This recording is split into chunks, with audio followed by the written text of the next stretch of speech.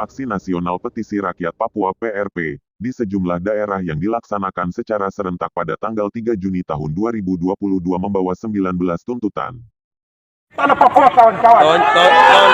Kawan Japet dapat pukul darah. Jilid 1. Ini Sudah kita dari masa aksi dari membangun P23. tanah Papua Ikut kawan-kawan. masa aksi di Tetapi P3. hari ini praktek-praktek kolonialisasi masih dilancarkan di Papua untuk menghabiskan sumber daya alam di Papua kawan-kawan.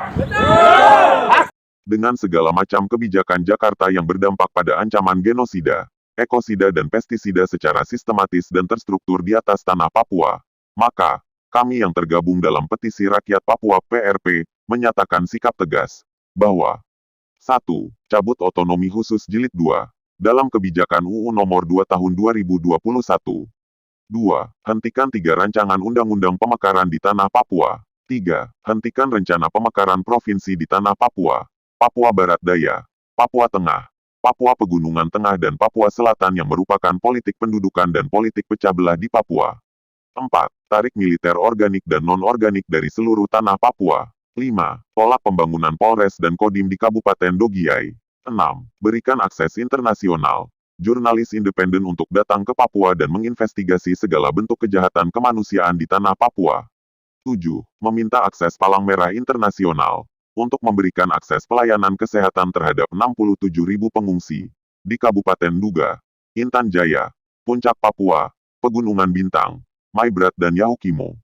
8. Elit politik Papua stop mengatasnamakan rakyat Papua mendorong pemekaran demi memperpanjang kekuasaan dan menjadi alat penindas bagi rakyat Papua. 9. Bebaskan Victor Yeimo dan seluruh tahanan politik di tanah Papua tanpa syarat. 10. Hentikan kriminalisasi aktivis di Indonesia dan Papua. 11. Segera hentikan rencana pembangunan bandara udara antariksa di Biak. 12. Pemerintah Indonesia segera membuka akses bagi komunitas internasional untuk datang ke Papua. Komisi Tinggi HAM PBB, pelapor khusus tentang pengungsi, anggota Kongres, jurnalis, akademisi internasional, LSM internasional. 13.